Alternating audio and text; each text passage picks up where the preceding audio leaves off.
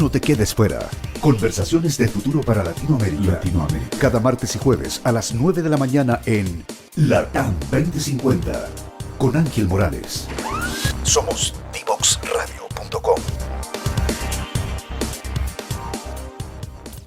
Descubramos los beneficios y retos de la tecnología en el aprendizaje. Escúchanos cada lunes y miércoles a las 15 horas en Tareas de Tecnología. Desafío para la próxima clase con Nicolás Soto en divoxradio.com. Ya estamos de vuelta luego de esta muy buena pausa musical con Andrés Jara, founder y CEO de Kea Technologies. Andrés, cuéntanos, ¿qué es Kea? ¿Qué hace? ¿Cómo nace? La pregunta es difícil porque todavía tengo que entrenar mi elevator pitch. Para eso entramos a Startup Chile, para aprender elevator pitch. La primera clase que vamos a atender con mucha atención. Oye, ¿qué es Mira, a mí me gusta asimilarlo al HubSpot para los abogados. Básicamente es un integrador de soluciones tecnológicas y el ecosistema dentro del cual el abogado hoy día se desempeña. Te permite integrarte con Word, con SharePoint, con Gmail, con Google Drive, con WebDocs, con LemonTech en sus dos dimensiones, case tracking, time billing, etcétera, y generar una experiencia única de usuario. ¿Por qué lo hacemos? Porque el abogado tradicionalmente tiene un gran problema con la tecnología, que es la adopción. Y la adopción pasa por el hecho de que tiene un gran dolor, y ese gran dolor es que le insertan tecnología y le genera un costo, ¿cierto?, enorme el switch dentro de las tecnologías. Es decir, vive en un ambiente desconectado de distintos tipos de soluciones. Entonces, lo que dijimos es, generemos la conexión. Generemos ese integrador natural que permita efectivamente una sola experiencia de usuario. Si quieres mandar un mail, mándalo de acá, pero está conectado con tu Outlook. Si quieres guardar tu documento, guárdalo acá, pero está conectado con tu SharePoint. Si quieres eventualmente traquear tus horas, hazlo acá, pero va a cargarlo dentro de tu time billing, de forma tal de que no te saco de esas herramientas que hoy día tus organizaciones te han requerido utilizar, pero sí te ayudo a que no tengas ese dolor de estar cambiando entre pantallas y pantallas, ¿cierto? Y trasladándote con datos desintegrados de un lado a otro. Y contribuyo principalmente a la capacidad de poder tener también totalmente centralizada la información que genero y los datos también que voy construyendo en el tiempo, contribuyendo a la gestión del conocimiento, contribuyendo a la transferencia de información y contribuyendo particularmente a la productividad. Sabemos que los abogados, al final, uno de nuestros grandes, diríamos, mediciones de rentabilidad o de productividad es nuestra hora facturable, ¿cierto? O nuestro tiempo. Bueno, no perdamos tiempo, ese es el punto. No perdamos tiempo en cosas en las que habitualmente perdemos tiempo y generemos una única experiencia. Y eso es que al final. Y ahí, Andrés, te hago una pregunta un poco más filosófica, más profunda en cuanto a ¿cómo crees tú que va a ir cambiando la industria legal en los próximos años? Porque la entrada de este tipo de tecnología hace cambios sumamente disruptivos. Tú lo dijiste ahora, un abogado no necesita ir a un estudio jurídico para desarrollar su función. Perfectamente, con la integración de esta tecnología, podría estar trabajando desde su casa, desde la playa o desde cualquier país, entregando la misma calidad de servicio. ¿Cómo ves a la industria legal chilena y latinoamericana si está preparada para estos cambios que se van a empezar a impulsar día a día? Mire, yo creo que hay dos discusiones habituales que se vienen sosteniendo desde hace muchos años, desde, 15 años atrás. Que la primera discusión está asociada a si es que la tecnología tiene la capacidad de reemplazar ciertas actividades que el abogado desarrolla, ¿cierto? Y la segunda discusión está asociada a cuál es la tecnología idónea para que el abogado haga mejor su trabajo.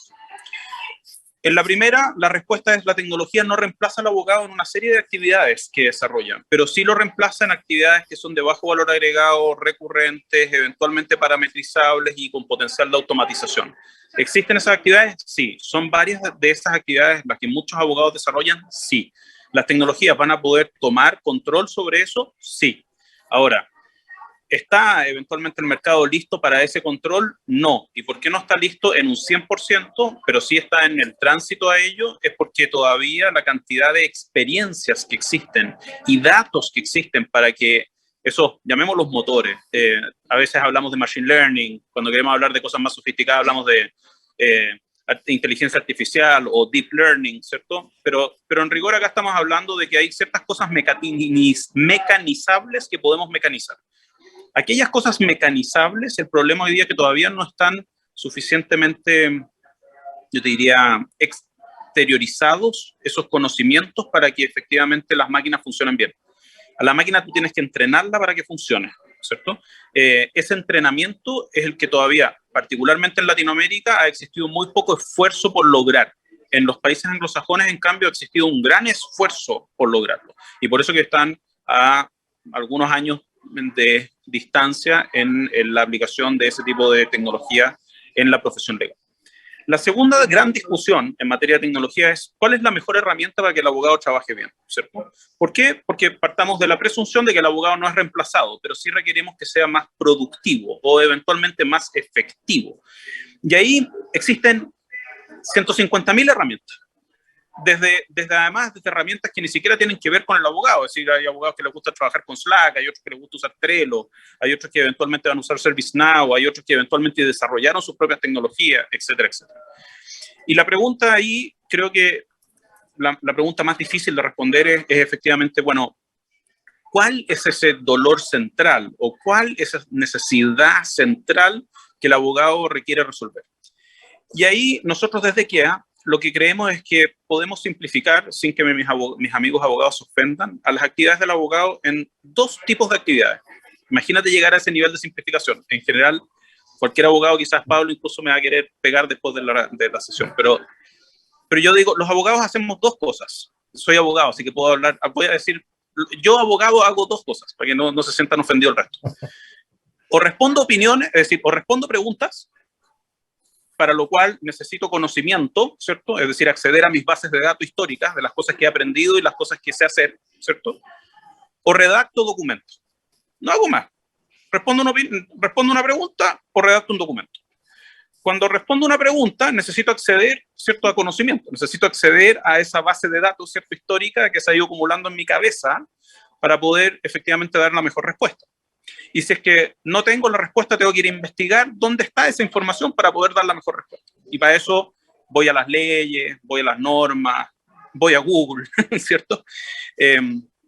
Y por otro lado, cuando tengo que redactar un documento, lo que generalmente hacemos todos los abogados, aun cuando algunos dicen que redactan papeles desde cero en una hoja en blanco, pero yo creo que eso es bien poco cierto, en general vamos nuevamente a nuestras bases de datos, pero es otra base de datos, es la base de datos que sí tenemos en nuestro disco C, en Drive, en Box, en Dropbox o lo que sea, donde tenemos todos los templates de todos los documentos que hemos hecho durante toda nuestra vida y que son quizás un par de gigas, ¿cierto?, de papeles que hemos hecho, que los agarramos, hacemos un puzzle y luego con ese puzzle armamos lo nuevo, ¿cierto?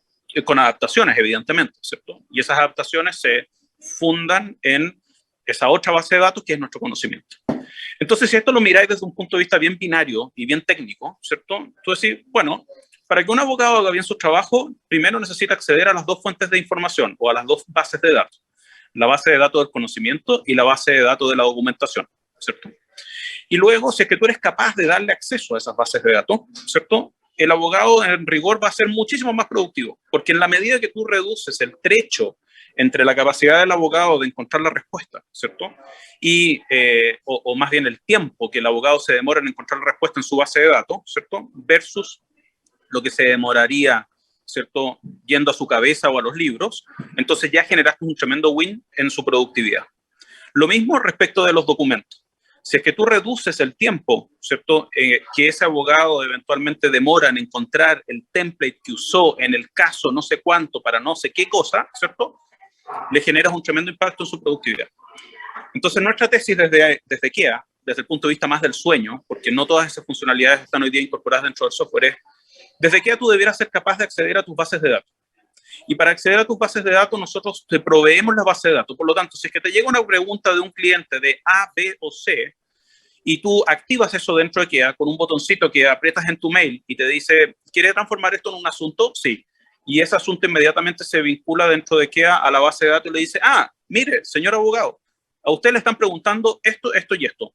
La última vez que respondió esto, estaba asociado a este asunto y aquí está la información que utilizó para responder ese asunto. O aquí está el documento que requirió para generar ese contrato o ese tipo de, digamos, documento. Si nosotros somos capaces de hacer eso, entonces es realmente revolucionaria la manera en cómo vamos a cambiar el hábito, ¿cierto? Y la manera en cómo el abogado trabaja. Y esa es nuestra aspiración. Estamos todavía un poquito lejos de eso. Estamos en las primeras fases de esa experimentación, pero desde el punto de vista de la fase, llamémoslo así, del control del workflow de trabajo, del flujo de trabajo, el software está totalmente funcional. Lo que estamos hoy día ya, y en donde está la entretención de esto y la evolución de nuestro proyecto de QA, es en la capacidad de poder acceder a las mejores bases de datos de la mejor calidad posible para efectos de poder eventualmente reducir ese tiempo para que un abogado pueda hacer efectivamente su trabajo. Oye, Andrés, una pregunta muy relacionada, porque lo conversábamos con Fernando hace algunas semanas.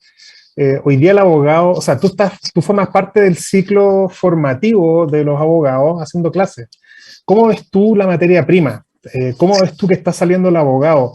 ¿Cómo, si bien hoy día la tecnología, algunos creen que está dirigida solamente al derecho corporativo, nosotros hemos visto que la verdad es que distintos ámbitos del derecho han incorporado tecnología en más o menos medida?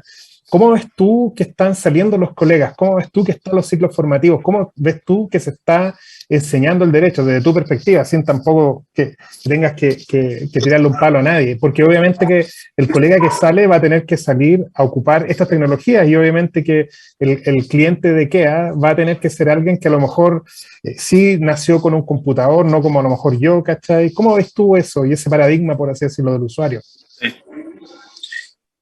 A ver, yo creo que sin duda los nativos digitales, perdón, me quedé pegado un segundo, sin duda los nativos digitales son, yo te diría, los usuarios naturales de este tipo de tecnología, ¿cierto? Sin embargo, en la medida que es capaz uno de demostrar vía atributos en el UX, digamos, es decir, en la experiencia de usuario que sea extremadamente fácil e intuitivo usar este tipo de herramientas, no debiera constituir una limitación para generaciones quizás más viejas, llamémoslo así, ¿ah? Sin ser irrespetuoso con sus canas, querido Pablo. A mí todavía no me han salido un par de aquí nomás, sí, pero bien poquitas todavía. La suerte de algunos. Mis niñitas siempre se ríen de mí. Soy el eterno joven en mi casa, según ella. Entonces, yo te diría que lo primero es que la tecnología tiene que estar pensada en el usuario. No tiene que estar pensada en quien controla la información, no tiene que estar pensada en el socio del estudio de abogado que quiere controlar más información, ¿cierto? Tiene que estar pensada en el gallo que hace la pega y que tiene que usar la herramienta. Primero. Segundo, no me incomoda tirar palos a nadie porque he tirado palos hace 10 años que vengo tirando palos todo en cancha de vista, tiro un palo, digamos, hacia la educación efectivamente del abogado. Yo creo que la educación del abogado es extremadamente incompleta y desenfocada y desactualizada. Sin duda, creo profundamente en las bases, ¿cierto? Del razonamiento jurídico, de la formación del criterio, de la historia del derecho, de los fundamentos filosóficos del derecho y otros tipos de cursos, digamos, que están insertos dentro de las mallas curriculares, porque creo que forman intelectos, ¿cierto? Forman la capacidad de entender, racionalizar, razonar, intersectar conocimientos, inducir, etcétera, etcétera. Pero hay ciertas carencias, y las carencias están precisamente en no ser capaces de identificar la necesidad de adoptar o introducir dentro de esas mallas curriculares conocimientos que hoy día yo te diría son un estándar en universidades más globales, ¿cierto? Es decir, tú te vayas a Harvard y existe un departamento que se llama Legal Practice Management, te vayas a Stanford y existe Codex, te vayas a Suffolk y existe el departamento de Legal Innovation, te vas a Miami Law y tiene Law Without Walls, y así te vas a Oxford y tiene otro, te vas a LSI y te vas a otro, y así sucesivamente, te vas a LSADE y tiene también un programa relacionado con estas materias. Entonces, la rigidez muchas veces de los programas curriculares de las universidades tradicionales en la carrera del derecho hace que muchas veces estas áreas de competencia complementarias que vendrían a ser profesionales mucho más integrales, ¿cierto? Que podrían además moverse dentro de un ecosistema que ya no solo conoce como profesional al abogado, conoce al legal engineer, al legal designer, al legal project manager y otros tipos de posiciones que cada vez van a ser más relevantes y que hoy día se piden. A mí me han llamado organizaciones, sobre todo lo tecnológica, que me dicen, ¿dónde encuentro un legal engineer? ¿Dónde encuentro un abogado que sepa de legal design o de legal operations, que era uno de los títulos que le habíamos puesto a esta charla? En Latinoamérica no existen, son forjados por la práctica. No han estudiado, no han accedido a conocimiento de estudio. Y bueno, por eso yo me he involucrado en algunos proyectos académicos. Lanzamos hace muy poquito en coautoría con varios otros autores en España un libro sobre legal operations que nunca se había hecho en idioma español, y hemos escrito miles de papers y miles de cosas para poder contribuir a la gestión de ese conocimiento. Pero raya para la suma, yo creo, Pablo, de que hay una carencia y una falta de autocrítica respecto de incorporar este tipo de contenido dentro de las mallas curriculares actuales. Oye, Andrés, sabes que se nos pasó volando la entrevista. De hecho, el último comentario es bien relevante el que hiciste, porque es algo que tenemos, es un pensamiento compartido. Lo hemos conversado con Pablo y ambos somos abogados y hemos visto que en la formación hay un problema todavía. Y creo que los profesionales que están saliendo al mercado no tienen todas las herramientas. No digo desde el punto de vista de la formación en cuanto al derecho y a la norma, sino cómo se mueve esta industria, cuáles son los desafíos. Están muy desamparados cuando entran a la vida laboral y prácticamente están forzados a seguir una carrera tradicional en un estudio jurídico o en una empresa más tradicional, siendo que eso es precisamente lo que está cambiando. Se nos pasó volando el tiempo, así que nos tenemos que despedir. Agradecemos mucho tu participación en nuestro programa. Esperamos poder contar contigo nuevamente más adelante y que nos puedas contar sobre cómo va avanzando Kea Technology. Quedamos muy intrigados, sobre todo por cómo es las dimensiones más prácticas de la tecnología. Yo ya me hice más o menos una idea, pero me encantaría entenderla ya más a cabalidad. Pero el tiempo apremia y ya tenemos que hacer el cierre de nuestro programa, así que te despedimos. Que tengas una muy buena tarde, Andrés. Muchas gracias por la invitación y feliz de participar de nuevo y cuenten conmigo cuando me quieran invitar, ahí voy a estar. Así que no tengan cuidado con eso. Muchas gracias, Andrés. Nos vamos de inmediato entonces a nuestra última pausa musical y ya venimos con el cierre del programa Legal Lab.